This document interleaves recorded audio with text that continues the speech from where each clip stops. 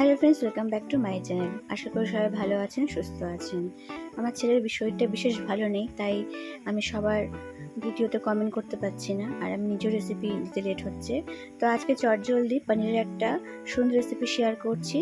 যার জন্য লাগে পনিরটাকে আমি সুন্দর করে কাট করে নিয়েছি, আর ওখানে আমন্ড আর পনিরটার সুন্দর একটা পেস্ট বানিয়ে নিয়েছি। চাইলে আপনারা কাজু দিয়েও পেস্টটা বানাতে পারেন। এবার কড়াইতে আমি তেল দিয়ে নিচ্ছি, চাইলে ঘি দিতে পারেন। আমি ঘি আর তেল দুটো মিশিয়ে পনিরটাকে আমি ভালো করে ভেজে করে নেব। তো দেখুন, পনিরগুলো একটু অন্যরকমভাবে কেটেছি, আমি রেস্টুরেন্ট স্টাইলে একদম বানাচ্ছি। খেতে খুব ভালো হয়, খুব চটজলদি কিন্তু হয়ে যায়। পনিরগুলো ভাজা হতে হতে এদিকে দেখুন, আমি গ্রিন ক্যাপসিকাম আর টমেটোর সিডসগুলোকে বাইরে বার করে এইভাবে কাট করে নিয়েছি। পনিরগুলো উঠিয়ে নেওয়ার পর ওই প্যানে আমি একটু ঘি দিয়ে হালকা করে একটুখানি ভেজে নেব। চাইলে কিন্তু এর মধ্যে ইয়েলো আর রেড বেল পেপার দিতে পারেন। এবার ওগুলো উঠিয়ে রাখার পর আমি একটু ঘি অ্যাড করেছি, করে এর মধ্যে জিরে ফোড়ন দিচ্ছি। জিরেটা অপশনাল, বাট দিলে ভালো লাগে।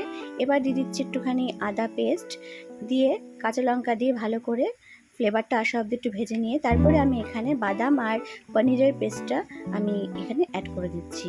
এর মধ্যে কিন্তু আমি পোস্ত দিইনি, চাইলে কিন্তু আপনারা কাজুটাও ব্যবহার করতে পারেন। আর পনিরটা দিলে কিন্তু খুব সফট হয়। এবার দিয়ে দিচ্ছি মশলা, দিচ্ছি লবণ, স্বাদ মতো লবণ, অল্প একটুখানি চিনি ব্যালেন্সের জন্য দিচ্ছি, আর দিচ্ছি একটুখানি আমি গরম মশলা গুঁড়ো, গোলমরিচ গুঁড়ো দিয়ে ভালো করে আমি মিশিয়ে নেব।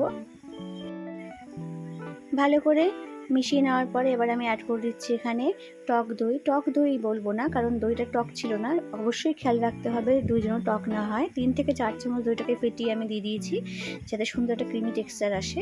এবারে আমি ভেজে রাখা পনির আর টুকরোগুলো এবং তার সাথে দিয়ে দেবো ক্যাপসিকাম আর টমেটোর টুকরোগুলোকে দিয়ে ভালো করে 3-4 মিনিট একটু মিশিয়ে নেব।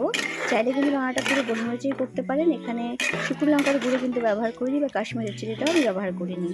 3-4 মিনিট দেখুন ভালো করে নাড়াচাড়া করার পর সুন্দর তেলটা বোঝা যাচ্ছে, ঘিটা বোঝা যাচ্ছে। জাস্ট সামান্য জল অ্যাড করছি। গ্রেভি আমি খুব বেশি রাখবো না, তাই জন্য খুব বেশি জল অ্যাড করবো না। জাস্ট কভার করে 3-4 মিনিট কুক করে রেডি।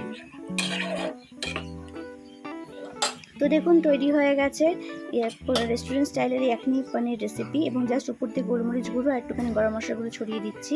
দেখতে কিন্তু ভীষণ ভালো লাগে, কালারফুল, এবং খেতে কিন্তু ভীষণই টেস্ট হয়।